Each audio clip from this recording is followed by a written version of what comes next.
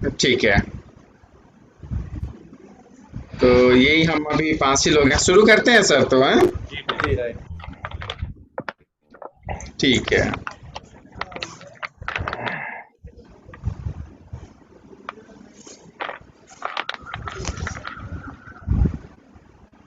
चल पा गए।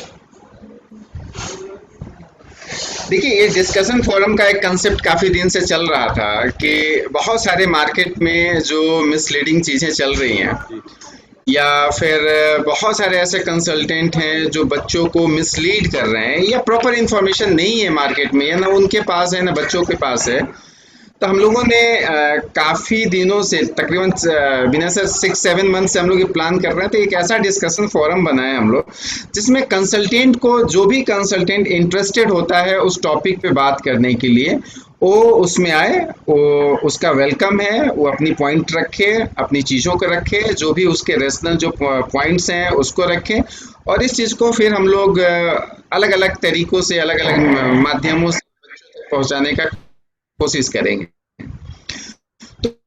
तो उसका पहला शुरुआत आज से हो रहा है, और आज का जो सबसे जो टॉपिक हम इंफॉर्मेशन आपको आना शुरू हुआ है सडनली कि भाई ये जो महामारी है, जो कोविड 19 का जो पैंडमिक है, इसमें बहुत सारे फॉरेन के कॉलेजेस आपको ऑनलाइन क्लासेस चला रहे हैं, आप ज्वाइन कर लीजिए। बहुत सारे कॉलेजों, बहुत सारे कंट्रीज के कॉलेजों ने इसको शुरू भी कर दिया है। अब जो ऑनलाइन क्लासेस जो विदेश के कॉलेजों ने या यूनिवर्सिटीज ने भारत में शुरू किया है, क्या ये वैलिड है? जो ऑनलाइन क्लासेस मेडिकल स्टूडेंट्स के लिए अब्रॉड मेडिकल यूनिवर्सिटीज, इंस्टीट्यूशंस या कॉलेजेस जो इंडिया में शुरू किया है, क्या ये वैलिड है? आज का पॉइंट यही है। और ये पॉइंट अपने आप में 3 पॉइंट को अपने आप जो डील करेगा, वो एक डील करेगा कि क्या ऑफशोर कैंपस भी वैलिड है क्या, क्योंकि ये तीनों चीज एक दूसरे से जुड़े हुए हैं। और क्या ट्रांसफर वैलिड है क्या, ये 3 चीजें। लेकिन हम लोग मैक्सिमम चीजें जो जोड़ करेंगे, जिस चीज पे हम लोग ध्यान देंगे वो देंगे कि जो ऑनलाइन क्लासेस शुरू हो रहे हैं, जो मैक्सिमम फॉरेन मेडिकल यूनिवर्सिटीज या इंस्टीट्यूशन जो अभी कुछ शुरू कर दिए हैं या कुछ करने वाले हैं, जिसकी खबरें अचानक मार्केट में बाढ़ की तरह फैलना शुरू हुआ, काफी यूट्यूब में आने लगा, काफी लोगों ने इसके बारे में बातें करने लगी। तो इसके बारे में हम लोग बात करेंगे कि वो कोर्सेज जो ऑनलाइन हो रहा है वो वैलिड है कि नहीं। दूसरा, इसके साथ हम लोग इस पे डिस्कस करेंगे कि क्या जो ऑफशोर कैंपस, कि अगर कोई भी मेडिकल कॉलेज दूसरे देश में है और उस देश का कोई दूसरा कैंपस भारत में चल सकता है क्या, या भारत में उसके कुछ पार्शियल या फिर उसके पूरे के पूरे कोर्स, या पार्शियल पार्शियल में 1 महीने भी आता है, 6 मंथ भी आता है, 1 ईयर भी आता है, या कंप्लीट कोर्स भारत में करवाया जा सकता है क्या, क्या यह वैलिड होगा? इसके ऊपर हम लोग बात करेंगे। तो यही आज का टॉपिक है, और इस पे बातचीत का फोरम ओपन है, सबके लिए ओपन है, जिसका जो भी सवाल है वो कर सकते हैं। तो पहला जो सवाल है कि क्या जो ऑनलाइन कोर्सेज जो फॉरेन मेडिकल इंस्टीट्यूशन इंडिया में इंडियन स्टूडेंट्स को जो प्रोवाइड कर रहे हैं, ये पैंडेमिक के नाम पे, ये महामारी के नाम पे, कोविड के नाम पे, ये वैलिड है? इसका बहुत बड़ा आंसर है नहीं, ये वैलिड नहीं है। ये पूरी तरीके से वैलिड नहीं है, और इसलिए वैलिड नहीं है क्योंकि ये ऑफशोर कैंपस के तहत इसको माना जाएगा। और एमसीआई अभी तक, या ministry of health family welfare ने इस संबंध में, या कंसर्न उस देश में इंडियन एम्बेसी ने कोई अभी तक नोटिफिकेशन नहीं निकाला है। उसके बावजूद भी भारत में कुछ ऐसे कॉलेजेस हैं, जो कुछ ऐसे देश के कॉलेजेस हैं जो अपना ऑनलाइन क्लासेस शुरू कर दिए हैं। ये पूरी की पूरी चीज़ें, आपका जो जवाब होगा ये डिग्री वैलिड नहीं है। अगर इस ऑनलाइन कोर्सेज में कोई बच्चा पढ़ाई कर रहा है तो डेफिनेटली एक ये बहुत बड़ा कुछ लोगों के द्वारा चलाया जा रहा स्कैम है। क्यों स्कैम है? कि भाई अभी यूनिवर्सिटी का सेशन कब से शुरू होगा ये डिक्लेयर्ड नहीं है। आपने क्लासेस शुरू कर दिया, उस बच्चे का सेशन काउंट कब से होगा ये आपके पास कोई इसका इंफॉर्मेशन नहीं है, कोई नोटिफिकेशन नहीं है। फिर आप सडनली ऑनलाइन क्लासेस कैसे शुरू कर दिया? ये बहुत बड़ी सवाल है और ये काफ़ी जगहों पे काफ़ी कंसल्टेंटों ने इसको शुरू कर दिया है। और ये कोई डिग्री देने का काम और पढ़ाने का काम नहीं है, ये बहुत बड़ा आपका स्कैम चल रहा है। इससे बच्चों को बचना चाहिए, पेरेंट्स को बचना चाहिए। देखिए, एक दो चीज़ें मैं आपको बता दूं, इसको कैसे आप देखेंगे इन चीज़ों को। एमसीआई या फिर बहुत सारे डिफरेंट इंडिया के डिफरेंट डिफरेंट हाई कोर्ट ने, सुप्रीम कोर्ट ने कैसे रोका है, इस सिलसिले में पहला तो एक केस कर दूं जिसके ऊपर ट्रांसफर को लेके बहुत अभी मार्केट में है, Ram Naresh Agarwal versus medical council of India. जब वो सुप्रीम कोर्ट अपील में गया है तो केस पलट जाता है, तो उसमें MCI India versus Ram Naresh Agarwal है। उस केस की जिक्र करेंगे। उस केस के जिक्र करने से पहले एक केस का जिक्र मैं कर दूं आपका, Prashant Kumar Gupta versus MCI and others. एक केस का रीट पेटिशन नंबर है 6452 6452, ईयर है 2013। इस केस के डिसीजन जो था उसको आपको कोर्ट ने रिजर्व कर लिया था। दिल्ली हाई कोर्ट का डिसीजन है, 17 सितंबर 2009 को उसको रिजर्व कर लिया था और डिसीजन को सुनाया था 30 सितंबर 2009। और आपको याद दिला दूं, रोहित नरेश अग्रवाल का जो डिसीजन है वो डिसीजन 27 सितंबर 2013 को वो भी डिसीजन आया है। अच्छे से देखेंगे, जब इस सुप्रीम कोर्ट में एमसीआई गया है अपील में, तो सारे केसेस उसमें अपील में इसको इंक्लूड किया गया है। इस केस का एक थोड़ा सा फैक्ट है, एक स्टूडेंट है प्रशांत कुमार गुप्ता, जो कि अजरबैजान का एक कॉलेज में पढ़ने जाता है, लेकिन उसका फर्स्ट ईयर का कोर्स इंडिया के पुणे में एक सिद्धांत मेडिकल इंस्टीट्यूट करके एक इंस्टीट्यूट होता है जो 1 साल उसको पढ़ाता है। इसका एडमिशन ईयर होता है 2006। ये 2006 में एडमिशन लेता है, लेकिन ये लड़का 1 साल तक इंडिया में पढ़ता है, सिद्धांत मेडिकल इंस्टीट्यूट पुणे में है। और उसके बाद ये अजरबैजान चला जाता है। अजरबैजान जब चला जाता है, फिर वहां से ये 2010-11 वाली सेशन में पास आउट होकर इंडिया वापस आता है। और इसने अपना 2006 में एडमिशन लेने से पहले ये लड़का एमसीआई से एलिजिबिलिटी सर्टिफिकेट ले लिया रहता है। उसके बाद आता है, उस सर्टिफिकेट के बिहाफ पे वो स्क्रीनिंग टेस्ट अपीयर करता है, स्क्रीनिंग टेस्ट पास भी कर जाता है। पास करने के बाद जैसे ये प्रोविजनल रजिस्ट्रेशन के लिए पहुंचता है एमसीआई में, एमसीआई इसका एलिजिबिलिटी सर्टिफिकेट कैंसिल कर देता है और यह कहते हुए कैंसिल करता है कि आप जिस कॉलेज के लिए एलिजिबिलिटी लिया था उस कॉलेज से आपने पूरी पढ़ाई नहीं की है। क्यों कहा एमसीआई ने? एमसीआई ने इसलिए कहा, इंडियन मेडिकल काउंसिल एक्ट का सेक्शन 13(4) ये कहता है कि आप जिस भी विदेश के कॉलेज में पढ़ने जाएंगे, पूरी डिग्री उसी कॉलेज से आएगा। ठीक है, तो फिर ये एमसीआई ने कैंसिल कर दिया। एमसीआई ने जब उसके एलिजिबिलिटी कैंसिल कर दिया, तो लड़के ने दिल्ली हाई, सारे उसके फैक्ट्स हैं, उस जो पॉइंट आया, लड़के ने जो रिलीफ मांगा कोर्ट से, उसने कहा कि मेरा जो प्रोविजनल रजिस्ट्रेशन है उसको आप अलाउ करवाइए, एमसीआई को आप ऑर्डर दीजिए, एमसीआई को कोई इंटरिम ऑर्डर दीजिए, पूरी तरह से ऑर्डर दीजिए, मेरा अलाउ कराइए। दूसरा कहा कि अगर ये केस लंबा चलेगा तो मुझे इंटरिम कोई ऑर्डर दीजिए कि कम से कम मैं अपना इंटर्नशिप कर सकूं। तो दोनों पक्ष की बहुत सारी बातें चली हैं, पूरी केस लॉ में कई सेक्शन पे बात चली, लेकिन उसमें जो ये लड़के का, प्रशांत कुमार गुप्ता का जो एडवोकेट था, उसने एक चीज को मतलब वहां पे आर्गुमेंट किया जिसको कोर्ट ने मान लिया। उसने कहा, एमसीआई ने कहा कि भाई मैंने 2010 में अपना स्क्रीनिंग टेस्ट को अमेंडमेंट कर दिया है, उसमें भी मैंने लिख दिया है कि कोई भी डिग्री अगर फॉरेन से आता है तो एक ही कॉलेज से आपको पढ़ना पड़ेगा, अलग अलग कॉलेज से आप नहीं पढ़ सकते हैं। लेकिन जो स्टूडेंट का वकील था वो दिल्ली हाई कोर्ट को ये बताता है कि नहीं, मेरा स्टूडेंट का एडमिशन एमसीआई के अमेंडमेंट से पहले का है, 2006 का है। तो ये एक लॉ का एक कॉमन सिद्धांत है कि कोई भी आप रूल या अमेंडमेंट करते हैं तो रेट्रोस्पेक्टिव इफेक्ट नहीं जाता, मतलब पीछे से नहीं लगता है।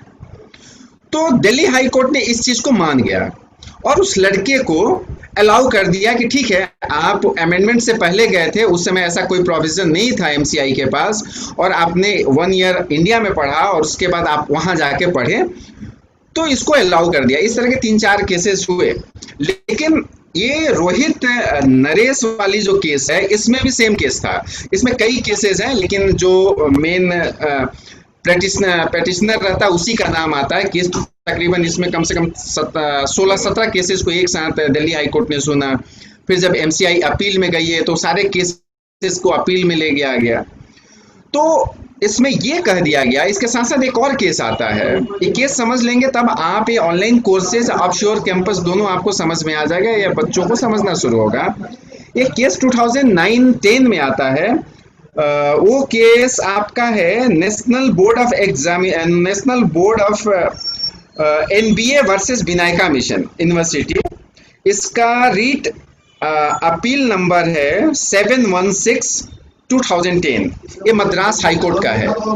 इसमें मामला ये था कि विनायका मिशन ने थाईलैंड के एक कॉलेज के साथ एग्रीमेंट करता है। ये केस ऑनलाइन केस के लिए काफी मजेदार है, ठीक है। ऑनलाइन कोर्स के लिए इसको आपको सुनना पड़ेगा। इस केस में किस चीज को उठाया गया था, तो मद्रास कोर्ट के सिंगल बेंच जज के, चूंकि ये अपील वाली केस है, तो मद्रास हाई कोर्ट में जो सिंगल जज जो बेंच था उसके सामने जब केस गया, तो इसमें ये प्रश्न उठाया गया कि विनायका मिशन थाईलैंड का एक कॉलेज है, यूनिवर्सिटी है, जिसका मेडिकल ऑफशोर कैंपस में यहाँ पे चला रहा है, और उसमें बच्चे पास हो गए थे। उसका इंटेक 100 था, उसमें 19 बच्चे एडमिशन लिए थे। तो उसमें फर्स्ट जो सिंगल बेंच डिसीजन था, उसने बच्चों के फेवर में डिसीजन दे दिया कि भाई आप कोर्ट एमसीआई को बोला कि इनका स्क्रीनिंग टेस्ट लीजिए। लेकिन इसमें स्क्रीनिंग टेस्ट का जैसे वो सिंगल बेंच डिसीजन आता है, तो एनबीए चला जाता है डबल बेंच अपील में। डबल बेंच अपील में जाने के बाद क्या क्या सवाल था कोर्ट के सामने? सवाल ये था कि ठीक है, अगर कोई बच्चा ऑफशोर कैंपस करता है या कोई बच्चा उसके पार्शियल या फुल टाइम इंडिया में करता है और उसकी डिग्री वहां से दी जाती है, तो क्या यह वैलिड है? फिर उसके बाद सवाल था कोर्ट के सामने, क्या थाईलैंड गवर्नमेंट इस डिग्री को कोई एनओसी इशू किया है? तीसरा सवाल था कि ये जो बच्चे पास किए हैं, क्या इनको ये स्क्रीनिंग टेस्ट दिया जाए? मद्रास हाई कोर्ट ने एक लाइन में कह दिया कि नहीं, क्योंकि ये आपने जो ऑफशोर कैंपस करवाया है, जो पार्शियल करवाया हो या फुल करवाया हो, ये न गवर्नमेंट ऑफ थाईलैंड से अप्रूव्ड है, न गवर्नमेंट थाईलैंड का एनओसी है। ये दो पक्षों के बीच में, दो प्राइवेट प्लेयर के बीच में, दो पक्षों के बीच का एक एमओयू साइन है बस, और इस आधार पे आपको ये डिग्री वैलिड नहीं माना जाएगा। इस केस का इंटरप्रिटेशन ये है कि एक केस बाद में सुप्रीम कोर्ट में भी चैलेंज हुआ। सुप्रीम कोर्ट ने भी मद्रास हाई कोर्ट का जो ऑर्डर था उसी को फाइनल कर दिया, उसी को बोला कि जो मद्रास हाई कोर्ट का डिग्री है उसी को हम मानेंगे। तो इसलिए अपील को डिस्पोज कर दिया था सुप्रीम कोर्ट ने। ये दोनों केसों को अगर आप पढ़ेंगे तो इस केस में ये कह दिया गया कि आप किसी भी तरीके से कोई भी ऑफशोर कैंपस करते हैं या कोई भी पार्शियल किसी भी कोर्स, एमबीबीएस कोर्स का, वो चाहे 1 मंथ हो, पार्शियल का मतलब आप इंटरप्रिटेशन पे जाता है 1 मंथ हो, 1 ईयर हो, 2 ईयर्स हो, 4 ईयर्स हो, अगर आप यहाँ से पढ़ते हैं उसके बाद दूसरे कॉलेज से पढ़ते हैं, वो डिग्री इंडिया में वैलिड नहीं है। ये सुप्रीम कोर्ट में भी चला। अब रिसेंटली उसी 27 सितंबर 2013 को जो रोहित नरेश अग्रवाल वाला जो केस है वर्सेस एमसीआई इंडिया वाला, उसमें ट्रांसफर को लेके बहुत सारी बातें, उसमें बहुत सारी चीजें उठाई गई। वो केस में बहुत सारे, एक केस नहीं था, तकरीबन 16-17 स्टूडेंट्स का केस था, एक साथ दिल्ली हाई कोर्ट उसको सुनने का कोशिश कर रहा था। उस केस में बहुत सारे सवाल थे, लेकिन उस केस में 4 चीजें जो मेन था, उसको जो ये ऑफशोर कैंपस, ऑनलाइन कोर्सेज या ट्रांसफर से रिलेटेड है, उस पॉइंट को मैं उठाना चाह रहा हूँ। ऑनलाइन ऑफशोर वाला तो मैंने 2 केसेस में बता दिया, विनायका मिशन और प्रशांत कुमार गुप्ता वाली केसेस में।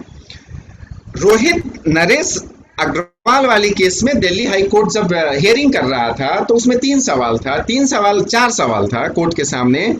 जो पेटिशनर ने उठाया था, ये कहा था क्या एमसीआई का स्क्रीनिंग टेस्ट रेगुलेशन 2002 का सेक्शन 4 सबसेक्शन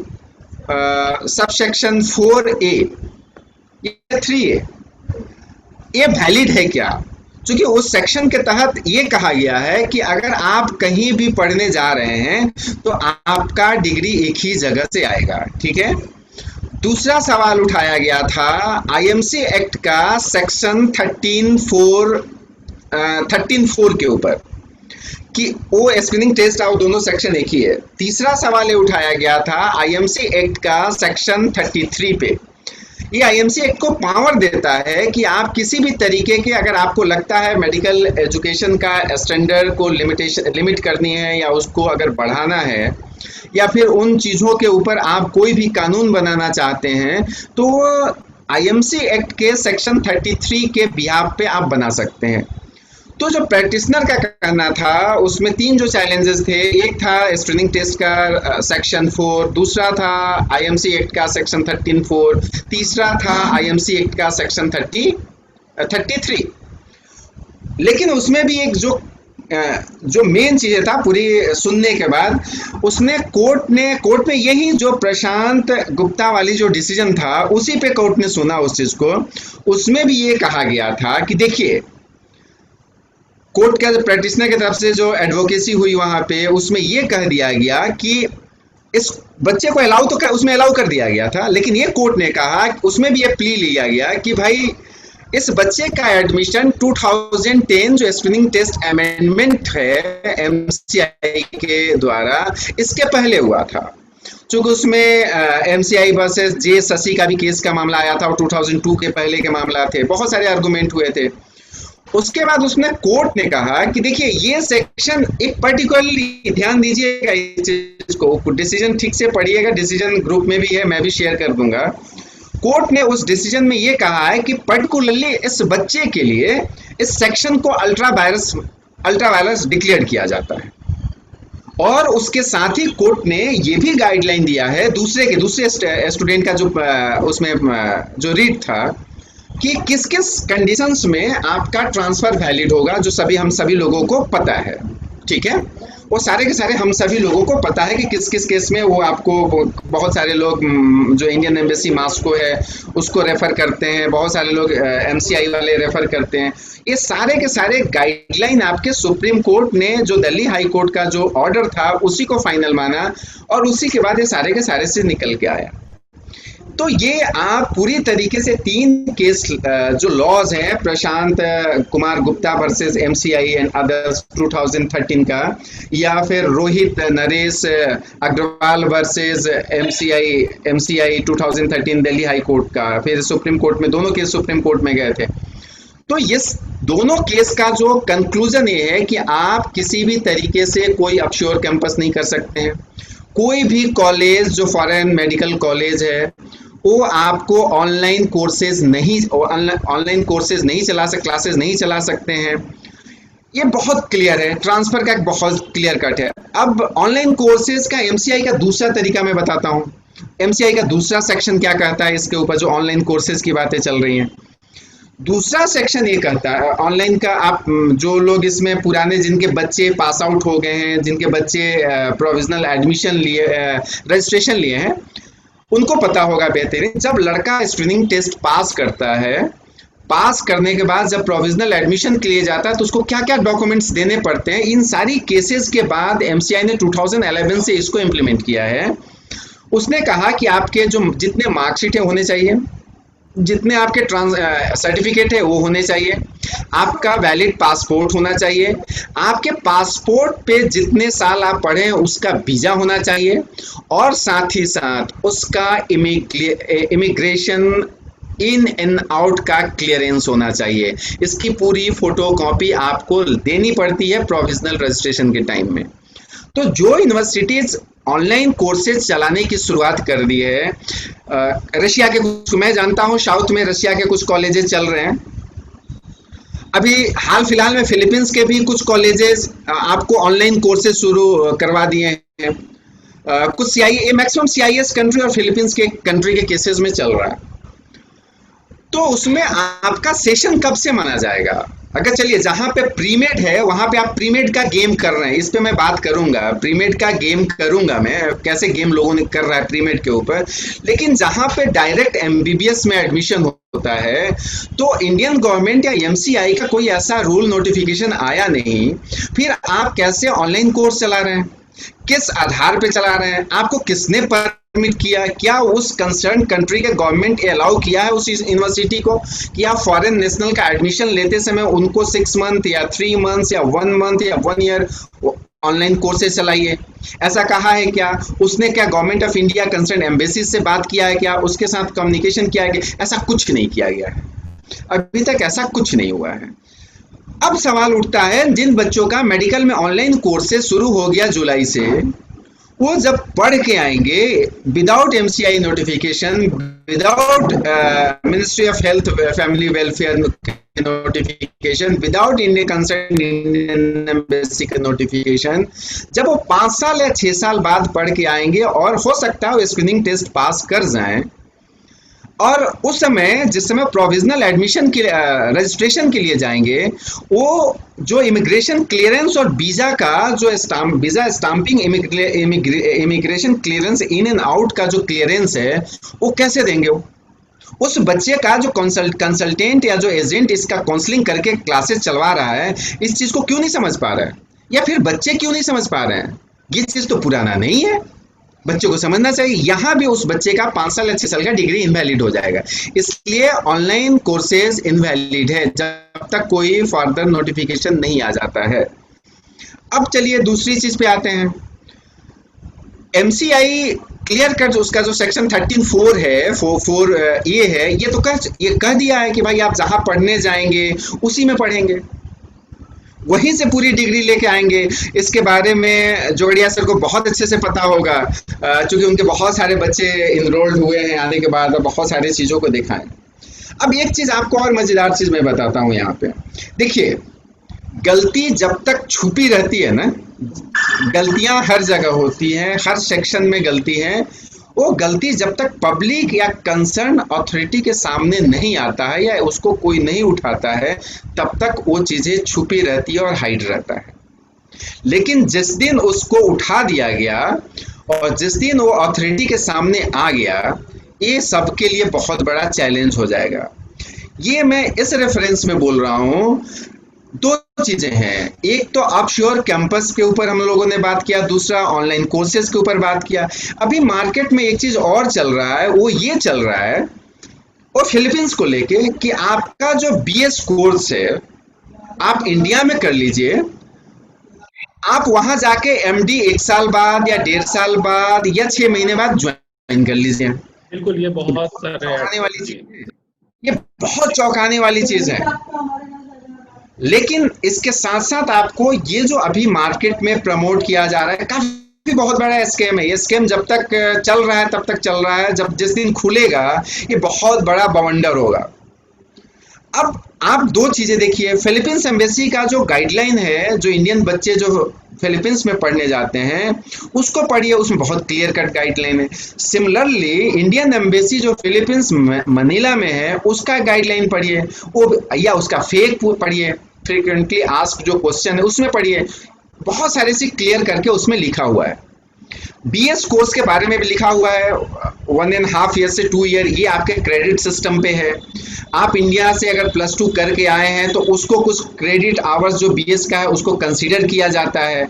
उसमें ये भी लिखा हुआ है कि ये कौन कौन से कॉलेजेस हैं, इसको चेक कर लीजिए आप, जो वहाँ के चेड है, जो वहाँ के रेगुलेटरी बॉडी है, उसके वेबसाइट पे जाके कि किस किस कॉलेज में आपकी चीज़ें हैं। तीसरी चीज उसमें एडवाइजरी में ये भी कहा गया है कि यहाँ मैक्सिमम जो मेडिकल कॉलेज के पास किसी किसी के पास सीट्स है वो 200 ही है, जबकि बीएस में बच्चे उस कॉलेज में 800 to 1000 के आसपास आते हैं। ठीक है, अब सवाल आता है बीएस यहाँ पे बच्चों को काउंसलिंग ऐसे किया जाता है कि भाई बीएस तो मेडिकल का हिस्सा नहीं है ना, आईएमसीआई भी मेडिकल का हिस्सा बीएस को नहीं मानती है। ये गवर्नमेंट ऑफ फिलीपींस का जो अपना रूल है, जो उसका रेगुलेटरी बॉडी है, वो बीएस और एमडी को अलग अलग नहीं देखता। इंडिया में हम एमडी और बीएस अलग देखते हैं, लेकिन फिलीपींस गवर्नमेंट का जो उनका जो रेगुलेटरी बॉडी है वो आपको बीएस और एमडी को एक साथ देखता है। तो जब फिलीपींस एम्बेसी या चेड तक भी कह चुका है कि आप कोई भी बीएस का कोर्स दूसरे कंट्री में करके आके यहाँ नहीं पढ़ सकते हैं। तो ये एक कंसल्टेंट, फिर यहाँ पे विनायका मिशन वाला आपको केस को रिमाइंड करा रहा हूँ, जो थाईलैंड और विनायका मिशन के बीच में जो एमओयू साइन हुआ था, जिसको बाद में जब बच्चे पास आउट हुए और उसके बाद जब चैलेंज हुआ तो मद्रास हाई कोर्ट से लेके या सुप्रीम कोर्ट ने क्या कहा मैं बता चुका हूँ। तो ये दो प्लेयर के बीच में एक इंडियन कंसल्टेंट, इंडियन एजेंट और एक प्राइवेट, चूंकि फिलीपींस में मैक्सिमम कॉलेजेस प्राइवेट है जिसमें बच्चे आपको एमबीबीएस करने के लिए जाते हैं। तो ये दो लोगों के बीच का अपना मिली भगत है, ये दोनों का मिल के एक स्कैम चल रहा है। और ये चीजें ये लोग मिल के शो कर देते हैं कि क्रेडिट आवर खत्म हो गया, या फिर ये शो कर देते हैं बच्चे का जो भी इनको इधर उधर करना है। इंडिया में आने के बाद चूंकि वो बच्चा फिलीपींस में तो रजिस्ट्रेशन नहीं करता है। अगर इस कंसर्न में आप जब आईएमसी एक्ट का सेक्शन 3(4)(a) पढ़िएगा तो उस सेक्शन में ये लिखा हुआ है, this is mandate that the primary medical degree obtained by the Indian citizen from foreign college should be recognized for enrollment as a medical practitioner in the concerned specialty in that country। ये section ये कहता है, clear cut कहता है कि आप जो भी डिग्री एमबीबीएस करने जाते हैं, वो डिग्री जो पढ़ के आप आ रहे हैं, वो डिग्री एज ए प्रैक्टिशनर या एज ए उस कंट्री में जो डिग्री आपको अवार्ड किया जाता है, एमबीबीएस, एमबीसीएच, एमडी, जो कुछ भी, वो डिग्री उस कंट्री में रिकॉग्नाइज्ड होनी चाहिए।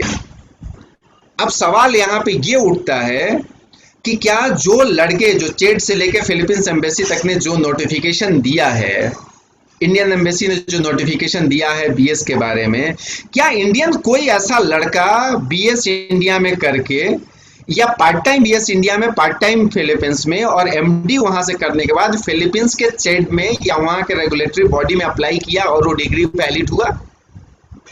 ऐसा कोई नहीं किया। उन्होंने 4 साल का डिग्री लेके आया, एमसीआई में जमा किया।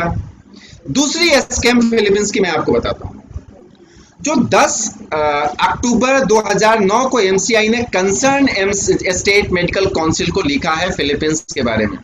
वो हम लोगों ने ग्रुप में शेयर किया है, वो अलग अलग सभी लोगों के पास होगा। वहां पे आके जिस तरह से बीएस का भी जो स्कैम चल रहा है, ये स्कैम वहां के इंटर्नशिप में भी चला है। 4 इयर्स के कोर्स ड्यूरेशन में बहुत सारे कॉलेजों ने ये अपने आप को प्रूफ कर दिया था कि 4 इयर्स में इंटर्नशिप भी इंक्लूड है। कई स्टेट मेडिकल काउंसिल में स्क्रीनिंग टेस्ट क्वालिफाई करने के बाद बच्चों का वहां पे रजिस्ट्रेशन भी हो गया।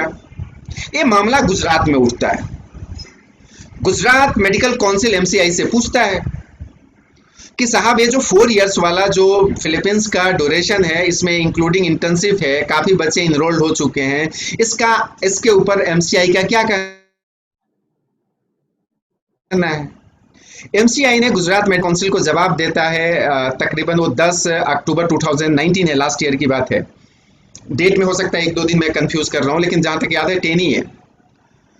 तो वो कहता है कि ऐसा मेरे पास कोई रिकॉर्ड नहीं मिल रहा है जिसमें एमसीआई किसी बच्चे को जो 4 ईयर जो करके आए हैं, जिसको प्रोविजनल डिग्री या परमानेंट डिग्री दिया गया है। उसमें गुजरात मेडिकल काउंसिल को ये भी डिक्टेट करता है एमसीआई, ये भी पावर देता है कि आप अगर चाहें तो उन बच्चों को जिसको इंटर्नशिप के लिए आपने अलाउ किया है, उसको मैंडेटरी रोटेशनल 1 ईयर इंटर्नशिप कराने के बाद ही आप परमानेंट रजिस्ट्रेशन दीजिए। तो ये स्कैम कहीं ना कहीं से खुला होगा, ये 4 इयर्स में इंटर्नशिप है या नहीं है। तो ये बीएस वाला जिस दिन स्कैम खुलेगा, क्योंकि हम आके 4 साल ही दिखाते हैं, हमको मेडिकल काउंसिल में या नेशनल बोर्ड ऑफ एग्जामिनेशन में मुझे वो बीएस कोर्स दिखाना नहीं पड़ता है। मेडिकल काउंसिल ऑफ इंडिया ने कह दिया है कि भाई बीएस को हम मानते नहीं है, हमको 4 इयर्स का है। अब 4 इयर्स का डिग्री 2013-14 में जब आया, वो केस लॉ भी मैं शेयर कर दूंगा दोबारा। मेडिकल काउंसिल ऑफ इंडिया ने फिलीपींस के 4 इयर्स के बीएड को, एमडी को नहीं मान रहा था।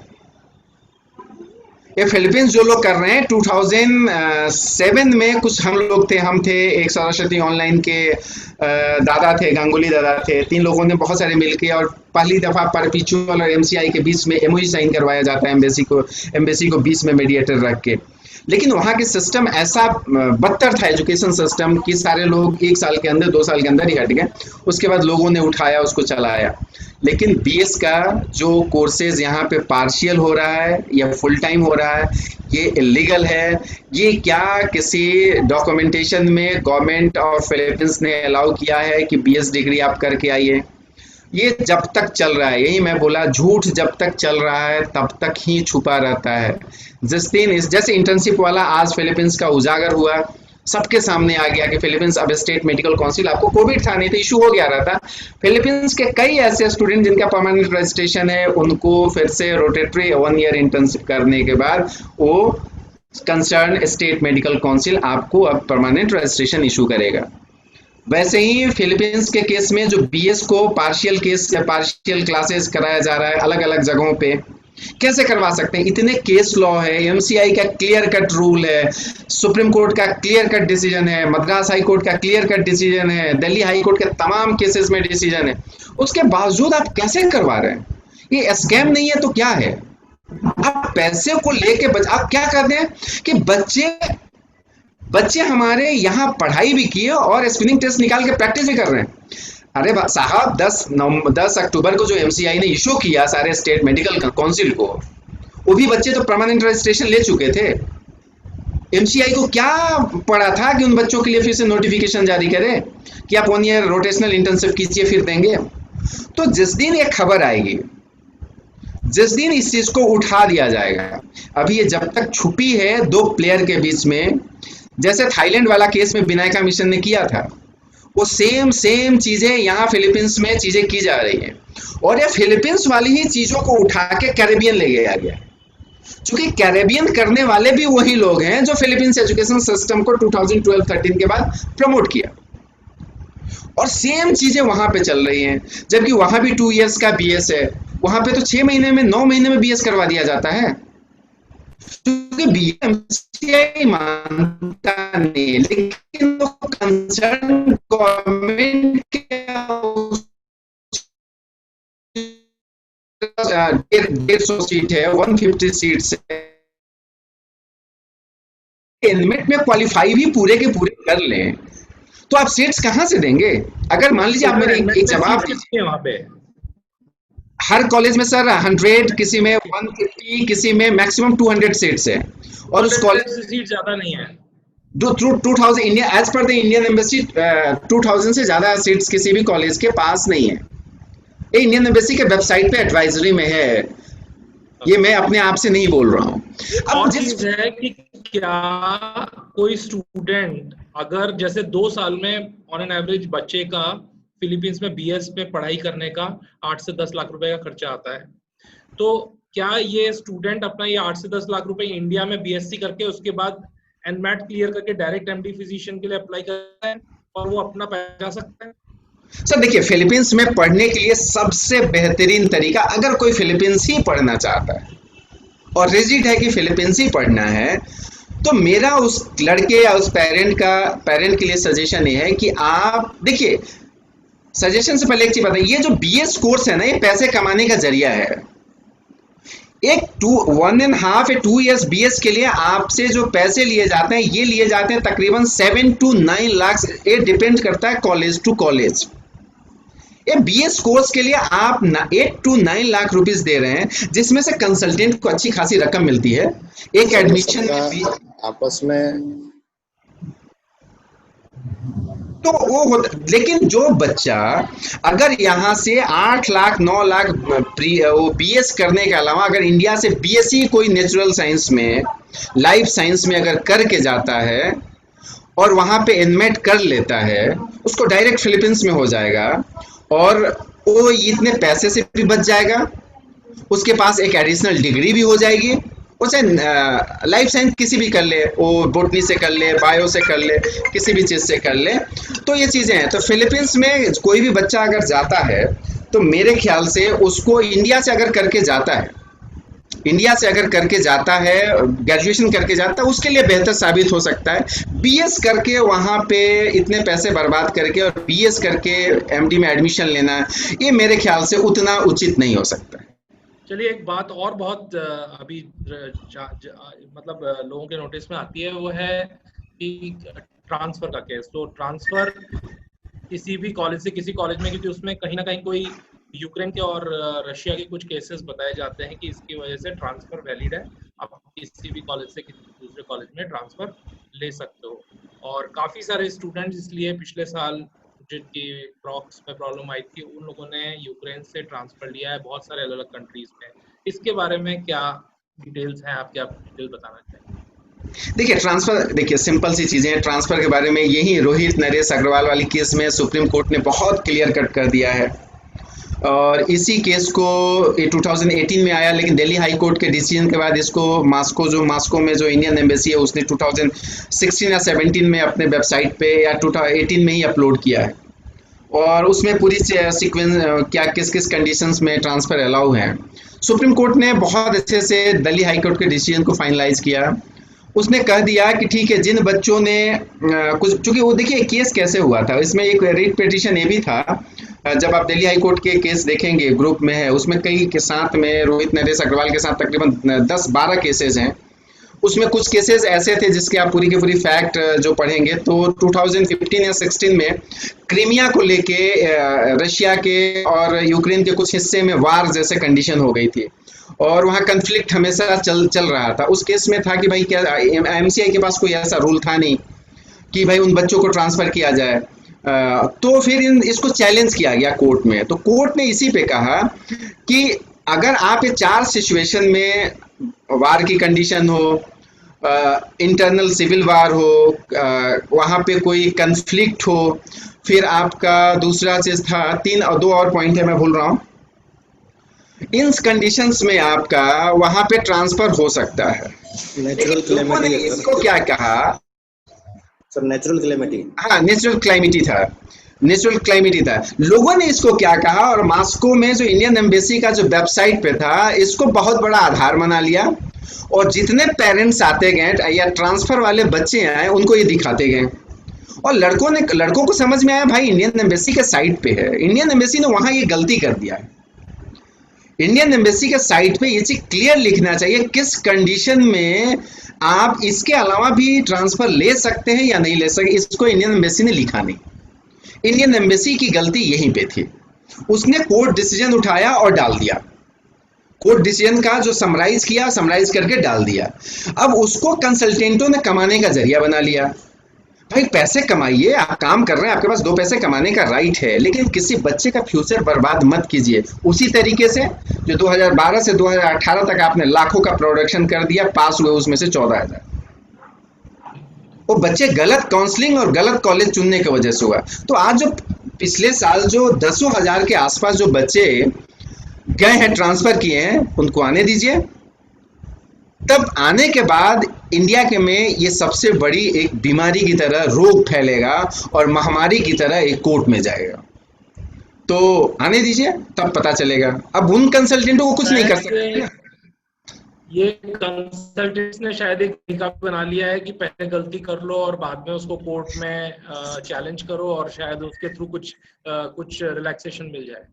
सर देखिए, ये रोहित नरेश अग्रवाल के केस में दिल्ली हाई कोर्ट या सुप्रीम कोर्ट बहुत ऐसी सारी इश्यूज को डील किया है, बहुत सारे ऐसे सवाल को, क्वेश्चंस को डील किया है कि आने वाले समय में इन चीजों को चैलेंज कर पाना अब बहुत मुश्किल है।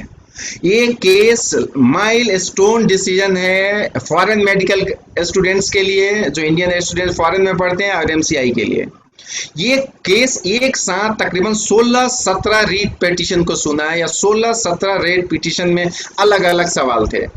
2-3 कॉमन सवाल थे जिसको एड्रेस कर दिया गया। सिर्फ एड्रेस किसको किया उसने, जिन बच्चों ने 2010 के पहले एडमिशन लिया, कॉलेज चेंज किया या कॉलेज ट्रांसफर हुआ, उन बच्चों को रिलैक्सेशन देते हुए उनको रेट अलाउ किया है। और उसमें लिखा हुआ है 2010 के बाद जिन बच्चों का एडमिशन हुआ है, देखिएगा रोहित, नरेश अग्रवाल के केस से जितने पहले के केसेस हैं, 2018 का जो सुप्रीम कोर्ट का डिसीजन, कोई भी ऐसा रीट पिटीशन नहीं है जिन बच्चों का एडमिशन 2010 के बाद हो और रीट पिटीशन किए।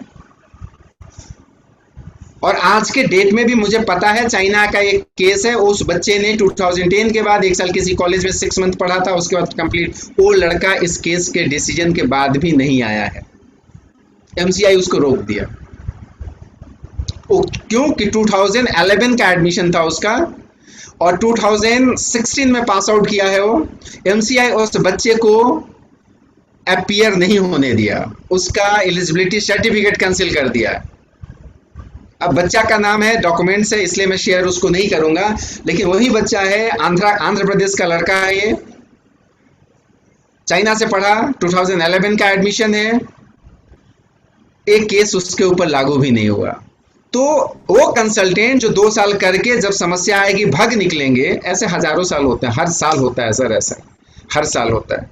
तो बच्चों को समझना चाहिए, इन चीजों से बचना चाहिए। सर इसमें लोगों का टैलेंट आजकल लोगों ने ये करना शुरू कर दिया है कि बड़ी गलती जो है वो लगता है एग्जाम्पशन मिल जाएगा, मतलब 2 5 7 10 15 20 बच्चे नहीं, जब ये लोग 60 70 100 200 300 करते हैं तो इनको लगता है एक साथ रिट लगाएंगे या एक साथ कोई प्रोविजन करेंगे तो शायद निकल जाएंगे, इसीलिए ये चीजें फ्रिक्वेंटली हो रही है। सर देखिए, ये केस आपके आने वाले समय में, आपके आने वाले समय में रोहित, नरेश वाली केस, और कोई सवाल? आवाज नहीं आ रही है सर, विनय सर आपका। इंफॉर्मेशन आपने सभी को दी, और अगर इसके अलावा किसी का कोई क्वेश्चन है तो they can ask it, so that हम इस सेशन को। विनय जी और दीपेंद्र जी, मैंने काफी लेट ज्वाइन किया था आज, मेरे यहाँ थोड़ा सा कनेक्टिविटी का इशू भी है। मैं एक चीज समझना चाह रहा था कि स्टूडेंट ने एडमिशन अभी वाले केस में प्रॉपर जिस तरीके से जो नॉर्मल रेगुलर प्रोसीजर है वहां से उससे उसी तरीके से लिया, प्रॉपरली अप्रूव्ड यूनिवर्सिटी में लिया जहां पर पिछले कई सालों से बच्चे जा रहे हैं।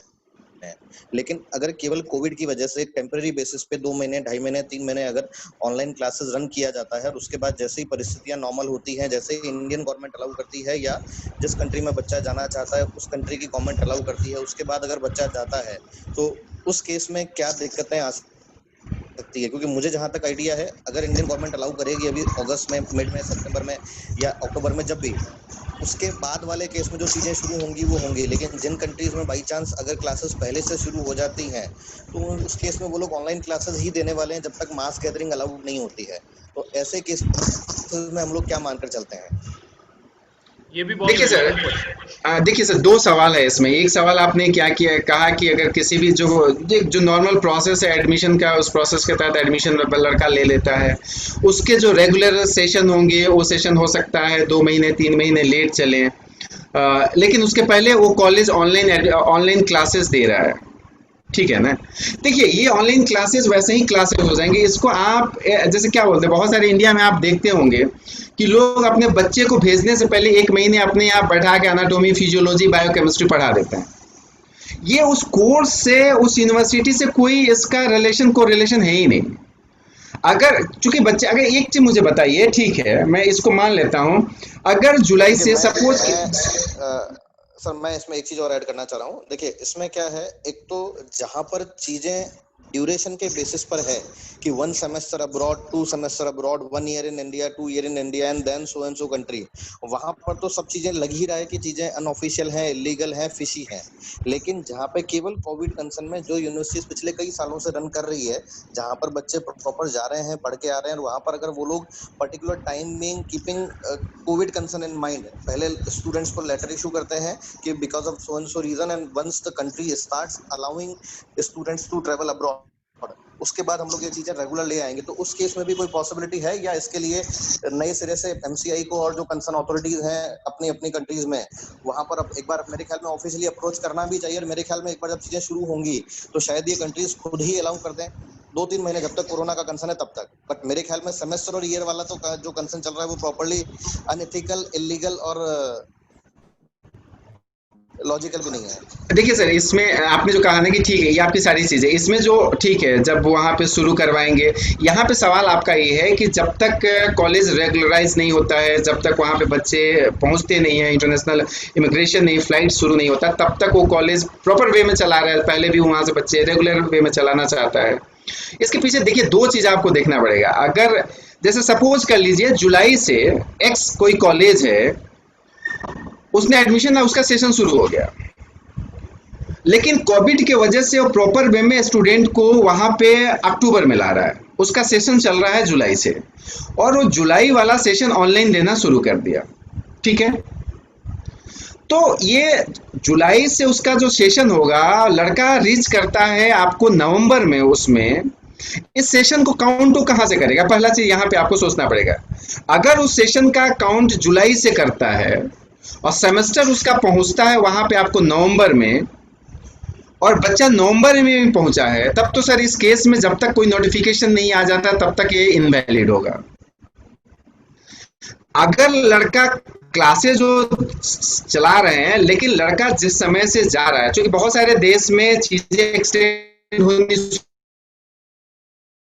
कर दिया गया, वो कॉलेज वो कहता है कि मेरा ये ऑनलाइन होगा ही नहीं, मैं नहीं करवाऊंगा, मेरे ऐसा कोई रूल नहीं है, ऐसी मेरी गवर्नमेंट की रूल नहीं है, ऑनलाइन मेरे कंट्री के लिए है कि बच्चा यहाँ पे ज्वाइन कर लिया, तब मेरा यहाँ पे अगर कोई प्रॉब्लम होता है मैं ऑनलाइन क्लासेस दे दूंगा, ऑनलाइन ट्यूटोरियल दे दूंगा। दूसरे कंट्री में बच्चों को बैठा के ऑनलाइन नहीं दूंगा। जैसे इजिप्ट का ही मान लीजिए, इजिप्ट क्लियरली कर दिया, एक्सटेंड कर दिया टाइम, अक्टूबर कर दिया, जो सितंबर 10 से होता था वो अक्टूबर 15 कर दिया, कि 15 अक्टूबर से अब क्लासेज अनाउंसमेंट होंगे क्लासेस के, जो कि 10 अक्टूबर सितंबर से शुरू होता है। तो अगर इसको मानना है सेमेस्टर, तब तो इसमें नोटिफिकेशन की जरूरत पड़ेगी, और ये नोटिफिकेशन कॉलेज अपने बिहाफ पे भी नहीं निकाल सकता है, चाहे किसी भी कंट्री का। इसके लिए वहां का कंसर्न गवर्नमेंट निकालेगी। जैसे इंडिया के केस में आपको एग्जाम्पल मैं दे रहा हूं, अभी हाल ही में एम्स का और पीजीआई चंडीगढ़ का एंट्रेंस एग्जामिनेशन हुआ। इंट्रांस एग्जामिनेशन हुआ, वो फॉरेन कोटा भी में भी है, उसमें फॉरेन नेशनल भी एग्जाम देते हैं। अब पीजी और यूजी दोनों के लिए फॉरेन नेशनल को नीट क्वालिफाई करना है, लेकिन दूसरे देश के तो बच्चे नहीं है। इवन नेपाल का जो क्रॉस बॉर्डरिंग है, गाड़ी से या बस से लड़के आ सकते हैं, वो भी बच्चे नहीं है। इन बच्चों ने संपर्क किया इंडियन एम्बेसी को, इंडियन एम्बेसी बोला कि इसमें कुछ नहीं किया जा सकता, गवर्नमेंट ऑफ इंडिया का कोई रूल नहीं है, कोविड की सिचुएशन है, हम कुछ नहीं कर सकते, आप एग्जामिनेशन नहीं दिए, आपका एडमिशन नहीं हुआ, नेक्स्ट ईयर ट्राई कीजिए, आपको कहीं जाना है। गवर्नमेंट ऑफ इंडिया ने बाद में सर्कुलर ये जारी कर दिया कि जिन बच्चों को छूट गया वो नेक्स्ट ईयर उनके लिए कोई भी ऑप्शन नहीं है। तो मैं एक इंट्रांस एग्जामिनेशन कर दिया जो पीजीआई और एम्स का एग्जामिनेशन हुआ। तो अगर हम जुलाई से उसको काउंट करेंगे सर, तो उसका दिखाएंगे कब? वही तो मैं शुरुआत किया कि जुलाई से मैं अगर 1 महीने से ठीक है, 1 महीने चलेगा, 1 महीने 1.5 महीने, बच्चे हमेशा लेट जाते हैं, वो कंसीडर होता है। सितंबर अक्टूबर के सेशन में हम लोग के बच्चे भी गए हैं जो नवंबर में जाकर ज्वाइन किए हैं, दिसंबर में ज्वाइन किए हैं, इस चीज़ को कंसीडर कर लिया गया। लेकिन 6 महीने कैसे कंसीडर करेगा? एक सेमेस्टर को कैसे कंसीडर करेगा सर ऑनलाइन? उसको आप जब पढ़ के आएंगे, बच्चे पढ़ के आएंगे, जब रजिस्ट्रेशन के लिए जाएंगे, तो इमिग्रेशन वाला क्लियरेंस कैसे दिखाएंगे? वो तो 6 महीने बाद का दिखाएंगे। तो जो कोर्स 5 साल का है वो तो शो उनका 6 ही महीने को, 4 ही साल रहे हैं वहां पे। जो 5 साल का कोर्स है उनके पासपोर्ट पे तो सिर्फ दिखेगा कि भाई ये लड़का 6.5 ही साल रहा है, 4.5 ही साल रहा है। जो 6 साल का कोर्स है उनको तो दिखेगा कि 5.5 ही साल ये लड़का रहा है। वो कैसे करेगा? 1 महीने 1.5 महीने से मैनेजेबल होता है, सब जगह इंडिया में भी होता है कि यहाँ पे अगस्त में बहुत सारे केसेस क्लोज हो एडमिशन, लेकिन बच्चे कुछ स्पेशल कंसिडरेशन में या ट्रांसफर के केसेस में उनका एडमिशन सितंबर में भी होता है, अक्टूबर 10 के पहले तक भी होता है। तो 1.5 मंथ तक तो कंसिडरेबल है, लेकिन 6 मंथ कैसे कंसिडर कर लेंगे आप? वो बच्चा कैसे प्रूफ करेगा कि मैं 6 मंथ इंडिया में पढ़ा हूँ, इसके लिए पढ़ने के लिए गवर्नमेंट ऑफ इंडिया या कंसर्न कंट्री का ये नोटिफिकेशन था उस टाइम में? ऐसा नोटिफिकेशन तो कुछ है ही नहीं ना, तो लड़का तो फंस गया ना। इसके लिए मेरे ख्याल से गवर्नमेंट ऑफ इंडिया का नोटिफिकेशन का इंतजार करना ठीक रहेगा। जब तक गवर्नमेंट ऑफ इंडिया का नोटिफिकेशन, चूंकि देखिए आपको अल्टीमेटली आके प्रैक्टिस कहाँ करना है, इंडिया में ही करना है ना। तो गवर्नमेंट ऑफ इंडिया के जब तक नोटिफिकेशन नहीं आ जाता है, तब तक इस तरह की चीजें जो लोग चला रहे हैं ये सरासर गलत कर रहे हैं। आपको मैं बता दूं, रशिया के एक कॉलेज है जो तमिलनाडु और कर्नाटका में 350 बच्चों को लेके अप्रैल से ऑनलाइन क्लासेस चला रही है। कॉलेज को पता चला अभी आपको 15-16 दिन पहले कॉलेज ने एक्शन लिया कि मुझे पता नहीं, मेरे कॉलेज के नाम पे फी उठा लिया गया है और वहां पे ऑनलाइन क्लासेस दिए जा रहे हैं। अब बताइए वो कंसल्टेंट का क्या मतलब है? लड़के का उसके पास डाटाबेस तो है नहीं कॉलेज के पास, तो यही चीज है। तो सर मेरे ख्याल से जब तक ये नहीं आ जाता तब तक इस तरह की जितने भी चीजें हो रही हैं वो गलत हो रही है। तो इनसे स्टूडेंट को बचना चाहिए। अब कोई सीनियर सिटीजन को कोई बात करने दो, कोई पूछने दो, सीनियर सिटीजन को पूछने दो।